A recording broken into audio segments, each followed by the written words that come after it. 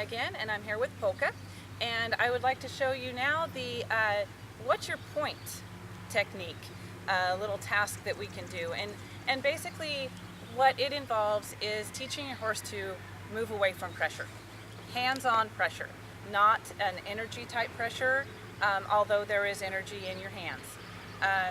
But what it is basically is to teach them from the ground to be able to move off of your leg is one of the most important things that it will help you with once you get on your horse. But there's a lot of different things that we have to think about. First of all is what piece of your horse do you want to move? So I kind of divide my horses into pieces when I'm working with them. Not literally, honey, it's okay. I like to deal with the head as one piece where I can come on here and I can reassure that relaxation part. Oh, that's very nice. And then be able to apply some pressure and see what this individual horse needs to move the individual piece that I want moved where I want it moved. So what I know about her is that she is very, very sensitive. This reaction you're seeing in her mouth right here is a little bit of where she just gets a little nervous about things, so that's where it comes out. But she's very, very soft to the touch. And what happens with this kind of horse is that sometimes we don't realize how soft to the touch that they are, and will come in a little bit too tough, just a little over stimulus. And what happens sometimes with these guys is that when we come in a little bit too hard, and I'm saying hard as using that term very loosely, because to a horse like this, a couple of ounces of pressure in the wrong way is going to be too hard. And so she's a special a case, I would say. I run across several of them, however, so they're out there. And what we need to be aware of is how much pressure do we start with when we ask these things? How big are our increments when we try to push a little bit more, put more pressure on to see how much this individual horse needs for movement? I tested the face, the head, very nice and light. She actually will keep her face where I've put it, so she's not got any kind of resistance really to it. She seems to be just fine with that. One of the easier places to move in this exercise is the hind quarter. So I kind of generally going to hop around a little bit. Face, because you're up here and you're dealing with it anyway. And then I want to be able to see if I can move these hind quarters off. So I'm going to come on with this mare very softly.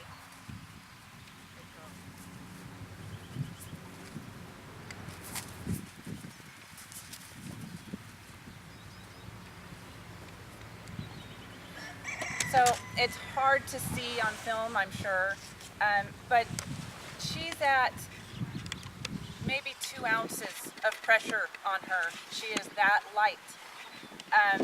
Now she needs to probably be able to handle maybe a little bit more, because most of us have a little more than 2 ounces in our legs as soon as we come on with them. So she maybe needs to handle a little bit more, but it lets us know how sensitive she is to this pressure game. Hind quarter, then I like to come up here and check the forehand. These are basically turn on the forehand when you're moving that hind quarter, and this is turn on the hind quarter when you're moving this front end.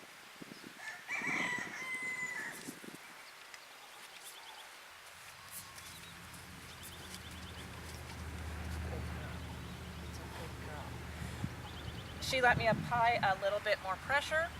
She handled it pretty nicely. She's got a little tail swish. If you notice, every time I come on with my hands, there is a little bit of resistance with a tail swish. And I think that to me is her saying, please remember how sensitive I am.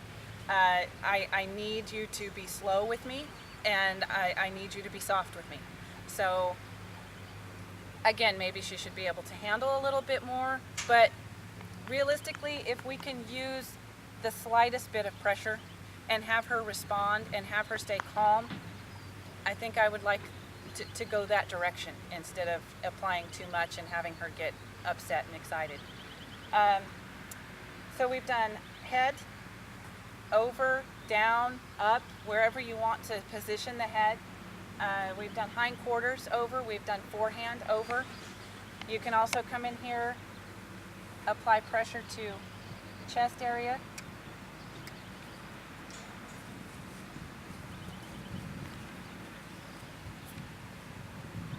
For the back up.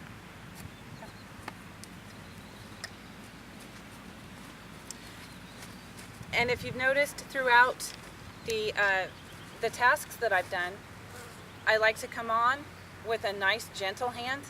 I always like to come on with a rub, with a little bit of touch to let them know that something might, be happening. I might be asking something of them shortly.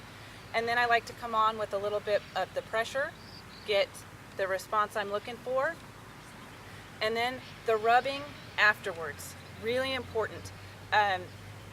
When I started, I was coming in many years ago. I was coming in, I was asking for movement. My horse would move over. I'd go, yay, that's fantastic. I got it. And I started realizing that when we ended the task, my hands were no longer on my horse.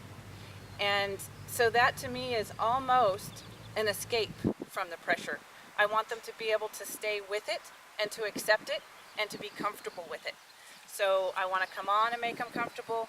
I want to add just enough pressure to move what I want moved. And then I want to be able to come on and say, thank you. That's all I needed. If she moves too far away from me, I can no longer finish that sentence. I can no longer say, thanks for doing that. I can release by letting my energy down, but it's not quite the same as being able to rub and say, thank you, that task is over with, that's all I needed from you.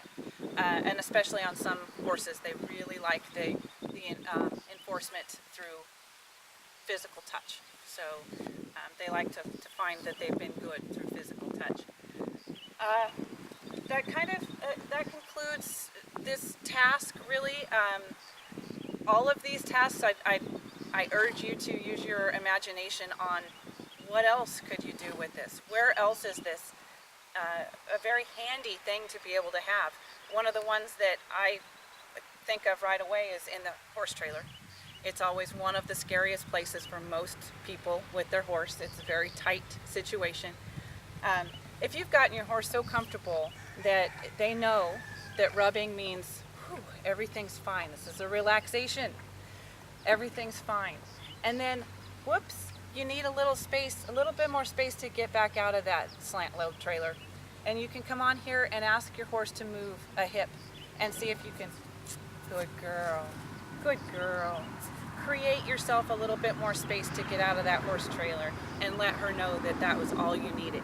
So there's reasoning behind all of these tasks, and that's why I like to introduce them to the youngsters right away when I start them, like I started her a few months ago. And I like to make sure that I keep it up with all of my horses. They all need reminders of all of these different tasks. So, and it's an assessment program. If you have a problem starting up, if you have some kind of a situation going on, you should be able to go back and look at these tasks and assess what it is. What are they afraid of? What are they having a problem with? Are they having a problem with touch? Are they having a problem with sight? Are they having a problem with balance? Are they too forward, too slow? Assessment is what these are all about, is teaching them how to move, how to accept, how to be a partner, and also assessment. Whenever you get your horse out, I don't go through all of these games, I don't go through all of these tasks, but haltering, brushing, any of that is basically these tasks coming into play in the real world.